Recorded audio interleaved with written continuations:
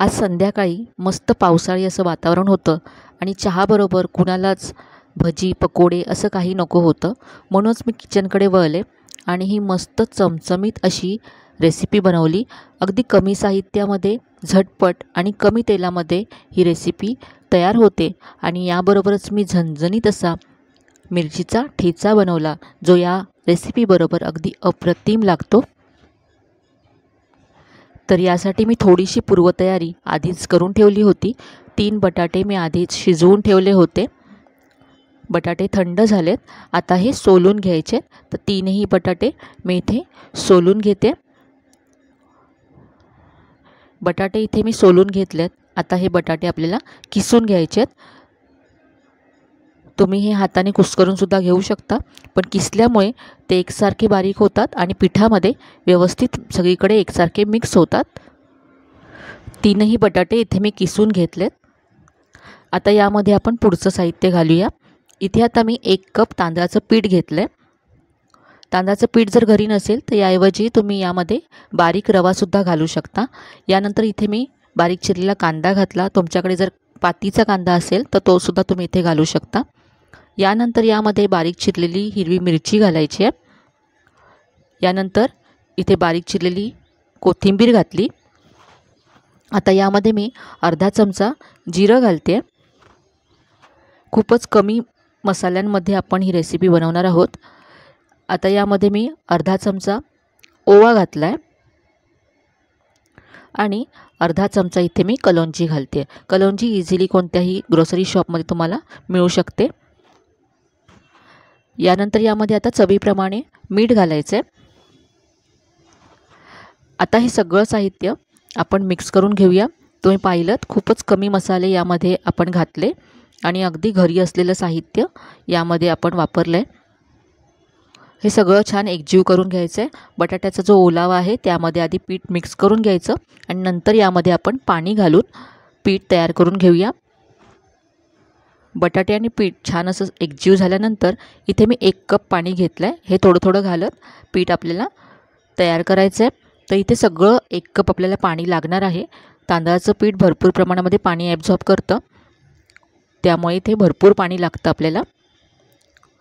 थालीपीठासाठी जसं आपण सैलसर पीठ तयार करतो तसंच पीठ आपल्याला इथे हवं आहे. तर इथे पहा असं सैल पीठ मी याचं तयार करून घेते.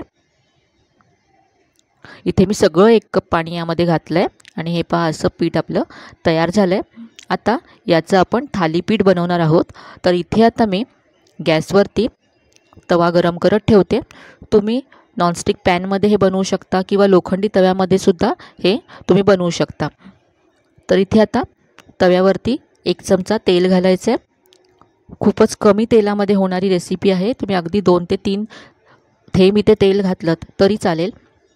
तेल असं मी पसरवून घेतलं तव्यावरती. आता हाताला पाणी लावून घ्यायचं आहे आणि जे आपलं पीठ तयार आहे याचा एक गोळा घ्यायचा आहे पहा. आणि आता इथे मी तव्यावरतीच हे थालीपीठ थापून घेणार आहे. तुम्हाला जर असं तव्यावरती थापायला जमत नसेल तर तुम्ही कापड ओलं करून त्याच्यावरती थापून घेतलं आणि नंतर तव्यावरती घातलं तरी चालेल, जसं आपण नेहमी थालीपीठ थापतो. तवा गरम आहे त्यामुळे थोडंसं काळजीपूर्वक हे करायचं आहे. अगदी सहज तुम्ही हे तव्यावरसुद्धा थापू शकता. पीठ असं व्यवस्थित थोडंसं सैलसर करून घ्यायचं, म्हणजे तुम्हाला हे नीट असं पसरवता येतं तव्यावरती.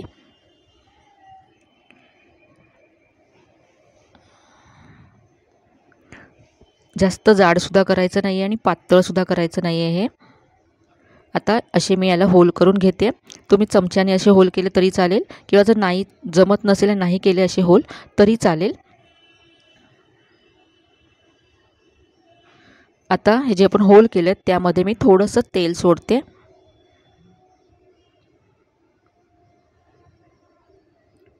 हे आता आपण एका बाजूने भाजून घेऊया आणि मग याला आपण उलटूया. तर आता हे 2 ते 3 मिनिटानंतर एका बाजूने भाजून झालं असेल, आपण उलटून घेऊ.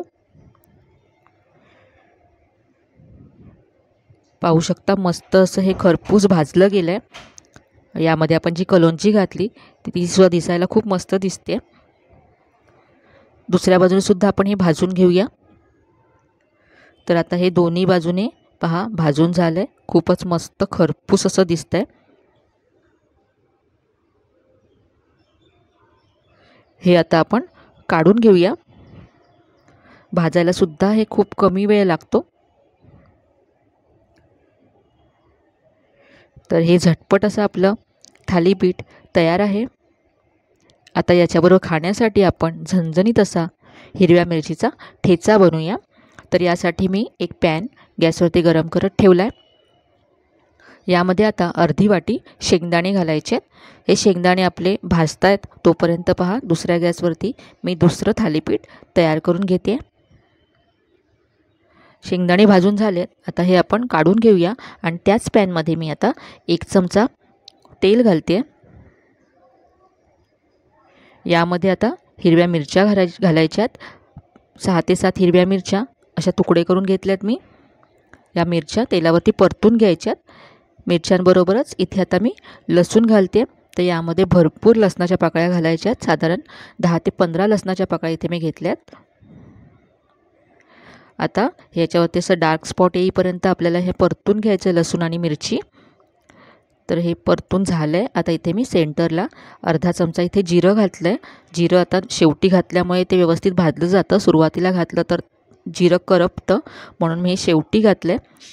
जिरं 2 मिनटं असं भाजून घेतल्यानंतर सगळं एकत्र असं परतलं आहे। आता यामध्ये थोडीशी कोथिंबीर घालायची आहे आणि सगळं छान एकत्र करून परतून घ्यायचं आहे। तर हे 2 मिनटं असं सगळं परतून घेतल्यानंतर गॅस बंद केला आहे। आता आपण हे ठेचून घेऊया। तर इथे आता मी या छोट्या खलबत्त्यामध्ये शेंगदाणे घालते आणि आता शेंगदाणे आपण हे असे खलबत्त्यामध्ये ठेचून घेऊया। तुम्ही हे मिक्सरमध्ये सुद्धा बारीक करून घेऊ शकता। तर पहा हे शेंगदाणे मी जाडसर असे बारीक करून घेतले। आता जे उरलेलं साहित्य आहे ते सुद्धा घालायचं आहे। यानंतर यामध्ये चवीप्रमाणे मीठ घालायचं आहे आणि हे आता आपण असं जाडसर असं ठेचून घेऊया। तुम्ही मिक्सरमध्ये 1 ते 2 वेळा फिरवलं तरी हा ठेचा तयार होईल आणि हा आपल्याला जाडसरच ठेवायचा आहे, बारीक करायचा नाही आहे। शेंगदाण्याचे तुकडे दाताखाली यायला हवेत असा हा ठेचा बारीक करून घ्यायचा आहे। तर इथे मी खलबत्त्यामध्ये पहा बारीक करून घेतला। खलबत्त्यामध्ये तुम्हाला थोडासा वेळ लागतो, 3 ते 4 मिनटं लागतील। पहा असा हा जाडसर ठेचा तयार झाला आहे। हा ठेचा आपण काढून घेऊया। तर मस्त झणझणीत असा हा मिरचीचा ठेचा तयार झाला आहे। आता आपण सर्व करूया।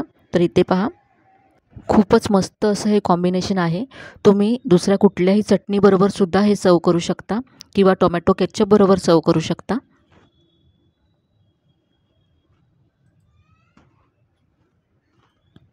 तर ही मस्त अशी साधी सोपी रेसिपी तयार आहे, तुम्हाला नक्कीच आवडेल ही। आजची ही रेसिपी तुम्हाला जर आवडली असेल तर व्हिडिओला लाईक करा, शेअर करा। चॅनलवर नवीन असाल तर चॅनलला सबस्क्राईब करायला विसरू नका। चला तर मग पुन्हा भेटूया अशा छान छान आणि नवीन नवीन रेसिपीसह। तोपर्यंत धन्यवाद।